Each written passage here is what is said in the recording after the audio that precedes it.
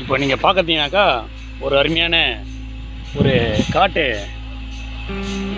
பறவை. இதை அடித்து போட்டு போய்ட்டுறாங்க யாரோ ரோட்டில். நான் இந்த வழியாக போனேன்.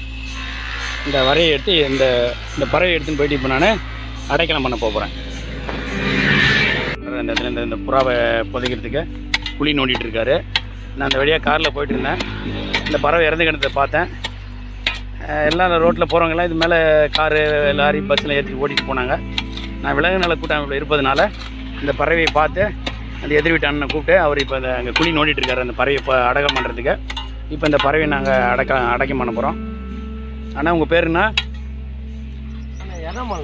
உங்கள் பேர் வெங்காய வியாபாரி அண்ணா. அவர் தான் வியாபாரம் முடிச்சுட்டு இப்போ வந்தார்.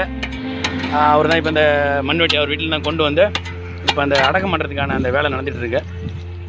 இந்த பறவை நான் ரொம்ப இதுவாக இருக்கேண்ணா, கல்லாக இருக்கா. அது சும்மா ஒரு அரை அடி தான் விட போதான் நோண்டிடலாம். சொல்லி யாரும் என்ன பண்ணுறாங்க, அந்த அழகான ஒரு காட்டுப்புறாவை அடித்து போட்டு போய்க்கிறாங்க.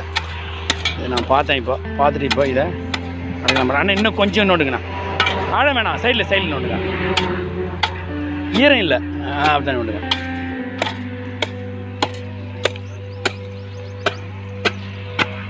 அண்ணா போதுண்ணா, போதுங்கண்ணா. அப்படியே வச்சு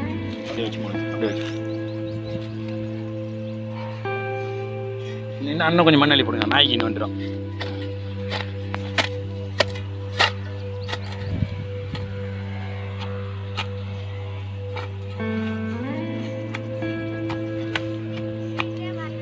சரிண்ணா, ரொம்ப நன்றிண்ணா. நீங்கள் செஞ்ச உதவிக்கு ரொம்ப நன்றி.